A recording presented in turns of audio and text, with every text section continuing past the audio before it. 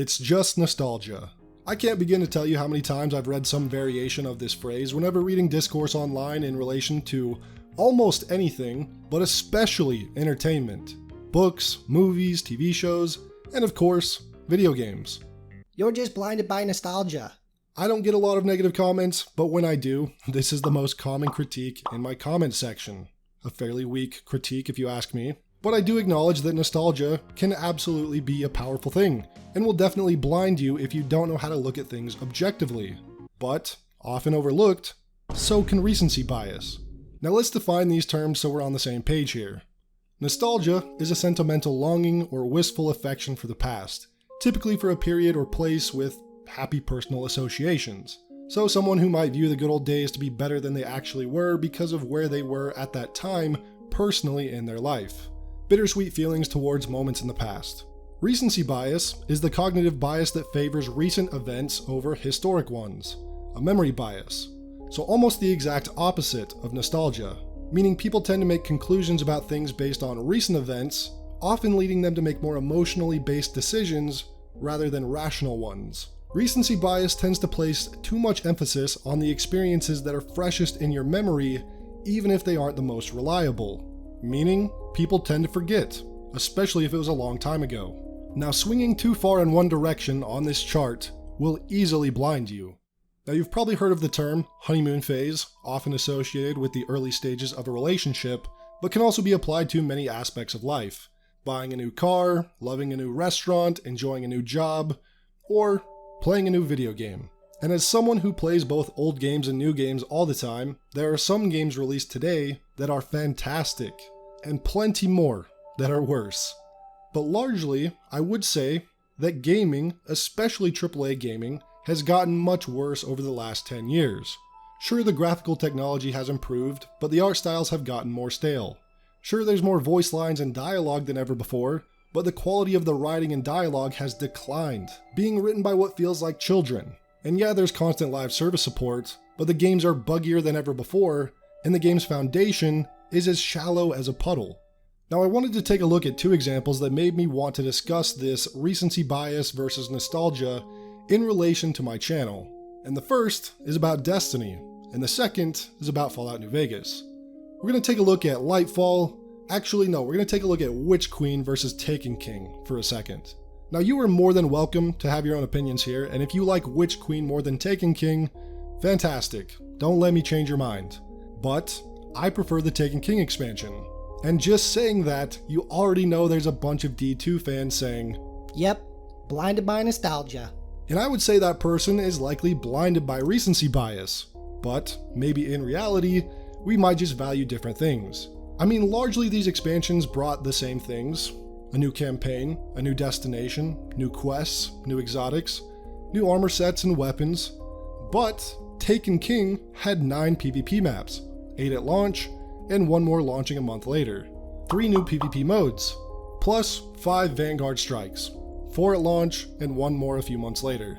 The Witch Queen had 0 PvP maps, 1 remake a few months later, and 2 strikes. So the expansions were about neck and neck content-wise, up to a certain point. I mean, Taken King still did deliver more exotics, 18 weapons versus 8, and 10 armor pieces versus 6, and more legendary weapons and armor and quests. But really what I'm talking about is the fact that Taken King brought so much good core content compared to Witch Queen. And for me, I value having more strikes and PvP maps than I do about having a Season of the Whatever launch alongside the expansion for an extra $10. Now, if you love seasonal content, you probably like the Witch Queen more. Or maybe you like the campaign more, and that's fair enough. But 9 maps versus 0, and 5 strikes versus 2, and 18 exotic weapons versus 8 isn't nostalgia. This is just a fact. Taken King brought more of what I personally value for the game, meaning lots of strikes, PvP maps, and much more earnable loot. And maybe you don't want those things in Destiny. Maybe you love grinding artifacts and weekly login vendor quests and playing the seasonal content. It's fine if we want different things inside of Destiny, but just screeching nostalgia only makes you look like a dumbass when we actually compare apples to apples, because it really isn't an argument at all. Now on to Fallout. Many of you are probably well aware of my love for New Vegas, as I've brought it up several times in recent videos, and I've praised various aspects of the quest design, the writing, and the immersive world, and I've said how I prefer it to Fallout 4. So of course, even there, I see That's just nostalgia. comments. And the reason I find this one funny is I played Fallout 4 first. It was my first Fallout game, in fact, and I enjoyed it, but didn't love it. It was one of those, I'll probably never replay it kind of games, and it left me pretty uninterested in the franchise as a whole. I figured all the games were similar.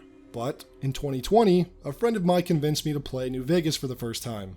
And I was hesitant, I didn't love Fallout 4, New Vegas was a bit dated at this point, but eventually I caved. I bought it on sale for like $5 and began the game. Completely vanilla, no mods, and dude, I have now played New Vegas as well as all the DLCs 4 separate times.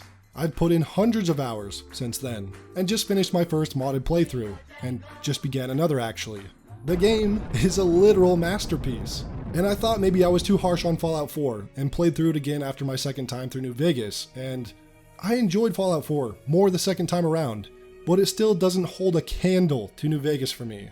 I mean, just look at the quest design of New Vegas compared to Fallout 4, or even Fallout 3, which I also played after New Vegas, and thought was just okay. Now you'd think that if nostalgia was a factor, I'd be very nostalgic for Fallout 4. I played it 4 years before I ever played New Vegas, in 2020. And maybe you'd say that 2016 was a bad year or something for me, so I associate games that I played that year as bad, but no, I played Witcher 3 that year as well, and that game I've also put hundreds of hours into. And if you're curious why I didn't play these two games till a year after they released, well, it's because I was addicted to Destiny for all of 2015.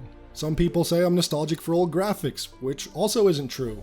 Graphics can be good or bad. I do not care about graphics or realism. Art style and world design is all that matters to me. And good graphics and good art style aren't mutually exclusive either. Both can exist simultaneously. Games like Dishonored and BioShock look incredible both graphically and artistically, whereas games like Forspoken prove that generic realism is less exciting than beautiful artistry. And even games with dated graphics like New Vegas can still be incredibly immersive. And besides those two games, there's been a lot of generalization about nostalgia, not just on my channel, but again, in online discourse as a whole. And it's become somewhat of a trend to use it as an argument over the last few years because 10 plus years ago, you almost never heard people throwing around the word nostalgia when people discussed movies or TV shows or video games. They would just compare and critique the media at face value. There was a bit more honesty in the discourse. People weren't so emotionally attached to their side of the argument. Not that there weren't exceptions to that, of course, but generally you could compare something like Ocarina of Time to Twilight Princess, and people wouldn't just be saying to each other that they're blinded by nostalgia if they thought Ocarina was the better game. They would just agree to disagree after combing through some objective reasoning and call it a day. But now if you say something like, the original God of War games were more fun and had a better story than 2018 or Ragnarok. You're blinded by nostalgia. Just because Kratos is now depressed and has a kid and the graphics and cinematic camera angles are the priority doesn't mean it's a better story or video game. And I know a lot of you might love the new God of War games. Again, that's fantastic for you. But I prefer my Kratos doing badass shit like this, rather than dealing with the very slow-moving cinematic camera view combat and quick-time event platforming in 2018 and Ragnarok. It's not being blinded by nostalgia to prefer the gameplay of the originals. In 2018, every headline said that God of War 2018 finally gave the franchise a good emotional story, as if the originals weren't also filled with emotional drama and tense character developing moments. Like when you kill Athena in God of War 2 and she informs Kratos that Zeus is his father, and Kratos is basically in denial. Then in God of War 3 you finally get to beat the fucking shit out of Zeus till the screen is so bloody you can't even see. You're just in this blind rage as an act of revenge against Zeus for abandoning you, his own son. Again, just because the story doesn't try to be ultra realistic with Gen Z friendly dialogue doesn't mean the original stories weren't emotionally impactful. And I'm not even saying that God of War games were the golden standard for storytelling in gaming, because they weren't, but the best story moments in the new God of War game titles to me are when Kratos is reflecting on moments from the original games. Now I know that gaming has changed. The audience, the trends, the social climate, I get it. Younger audience, more casuals, I also get that. and I don't hate young gamers or casuals. I play games pretty casually as there just isn't enough time in the day to play as much as I'd like. But I'm also not going to pretend that gaming hasn't changed for the worse to cater to broader audiences, like young and casual gamers. Or unfortunately, to appeal to the Twitter bots who don't even play video games and just love to bitch and complain about how problematic it is that Witcher 3 is too white, or Elden Ring is sexist. And that's why games that are made for Twitter dorks always flop, because they don't buy or play video games. They don't represent the gaming community at all. But I'm getting a bit off topic here. Nostalgia versus recency bias. Both of these things can blind us. Blindly saying an old game is better than a new one without any real objective reasoning behind it makes you likely blinded by nostalgia. If you're playing a new game you just bought and you're enjoying it while others are criticizing it for being worse than its predecessor, and your knee-jerk reaction is to start attacking them and say that the new game is better and tell those people they're blinded by nostalgia without any objective reasoning on your end either, then you might be blinded by recency bias. And fanaticism of any kind on this chart will kill any chance of improvement.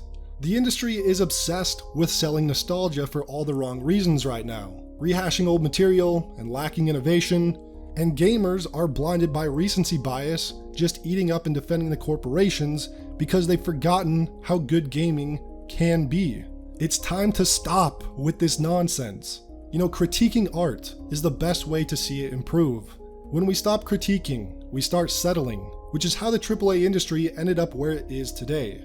Constructive criticism is very helpful, and sometimes getting slapped across the face with some painful but true criticism can be a big wake-up call to really implement some much-needed changes. I look at my own short time here on YouTube creating videos, and I'm constantly getting feedback in more ways than just the comment section. But in the comment section, some of the harshest critiques I've received has led to me improving the quality of my videos. And even if some of the critiques about me have been wrong, or someone misunderstood me, it doesn't disregard how I may have come across to certain viewers. So that pushes me to articulate and flesh out my thoughts on something a little bit more next time, as to better illustrate a point I'm trying to make, or improve my editing and my use of examples. Taking criticism to heart, at least a little bit, don't dwell on the hurtful parts, but really taking a step back and looking at the criticism objectively can give you a real advantage that most people lack. Admitting you might have been wrong about something, or that you can improve somewhere.